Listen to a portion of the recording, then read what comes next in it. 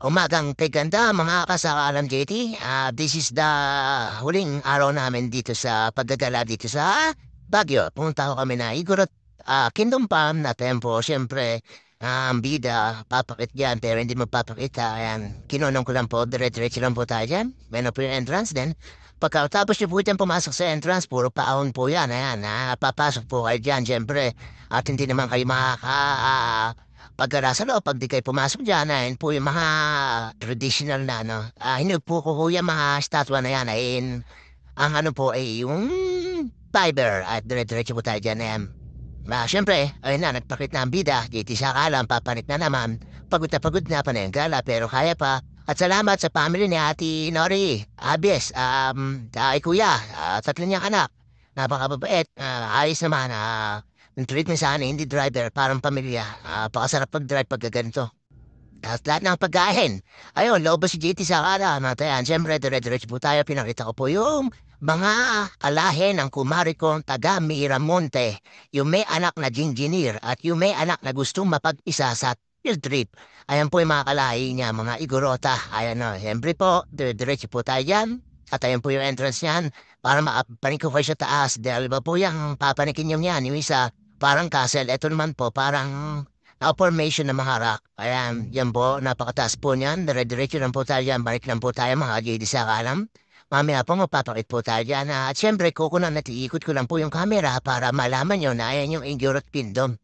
At yan po sa Igorot Kingdom, hindi naman po kalamigan dyan kasi La Trinidad na ata nakakasakop dyan. Ayan, yung kabilang side. Tapos, ikot-ikot lang, mekos-mekos lang, dito sa kalam. At ayan, syempre, magpapakita ang bida. At ayan na po, nagpakita na po, inikot ko po yung camera. At mekos-mekos na yan, tornado na yan. At ayan, nasisilawan po tayo ng araw. At ayan po, dire-diretso lang po tayo dyan pumanik. Then, ayan po, yung pag nasa babaw kayo. Ayan, palahati pa lang po yan. Mayroon pa pong papanik sa taas kung malakas taas kayo.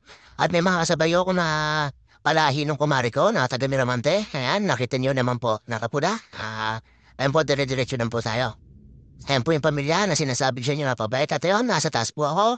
At yan, kinunang ko yung kabilang side ulit. At binikot-ikot ko lang po, mekos-mekos na yan. Ayan po yung sinasabi ko sa inyo na papanikin nyo kasi ang kabilang kulay, parang kulay green na yan. At dire-diretso lang po tayo dyan. May daan po yan. Makikita nyo naman po yung mga daan na yan. This way, to exit, to entrance. Ayan po, bababa na po ako dyan. Siyempre, mekos-mekos na yan. At yan po yung sinasabi ko sa inyo na pwede nyo punta sa Mela Trinidad pagkatapos nyo na po mag-ikot sa Baguio. At hindi naman po kahirapan yan kasi may mga hagdan naman po yan. Pero sa senior citizen, di ko lang po alam. At ayan po, syempre, pinakita ko naman yung other side na nandiyan ako sa Tagiliran. At ayan po, patapos na po ako dyan. Pababa na po ako ng yung formation rock na yan. Yung ano yan, nakarecrap na yan. Syempre, ayan lot, pumalik na ako dun sa sinasabi kong kulay brown. Ayan na po. Baka may masabi po yung kumari ko dyan, yan, bago ligo po ako dyan. At iba po na yung damit ko. At syempre po, after po namin dyan, pumanik, dire-diretso lang po tayo dyan. Ayan po sinasabi ko sa inyo, other way na kung ayaw nyo magdagdan. Kung ayaw nyo magdagdan, ayan po, dyan po kayo dadaan, papanik sa castle. Ayan po yung pwede yung daanan na pwede sa senior citizen na maggugustong pumunta ako pag nandito sa Baguio. Sayang naman na pag di kayo nagpunta rito. Ito medyo malayo lang sa Baguio City kasi La Trinidad na. At papunta ko dun sa may La Trinidad tanda nito. Kaliwa ko dun sa may Toyota.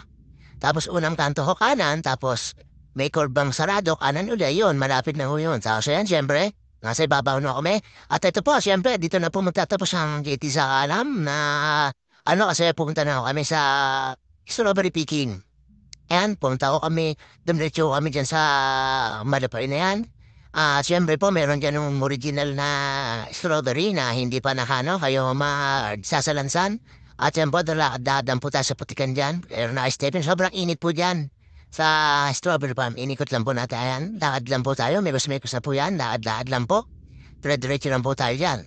Ang JT sa kalam nyo, init na po dyan. At siyempre, at pagkatapos po namin magtanong doon sa ng picking area, ayan, diretso na kami sa picking area at makikita niyo po, pipitas po ako dyan, isang peraso lang kasi po gusto ko na makuha ng video. Siyempre, pakit lang ako pero matagal na ako lagi andyan nagpupunta at ayan po yung pagkukuha na namin ng strawberry. At nandiyan po, ang mga nangunguha po dyan ay si JT Sakalam. At dito na po nagtatapos ang ating paggagala ngayon sa Baguio. Babus, mga JT Sakalam, hanggang sa muli. Baka may puntahan pa po kami. Ayan, pinislas ko na po dyan. Ingat-ingat po tayo sa mga driver na kagaya ko, na on-call driver. Shoutout sa inyo.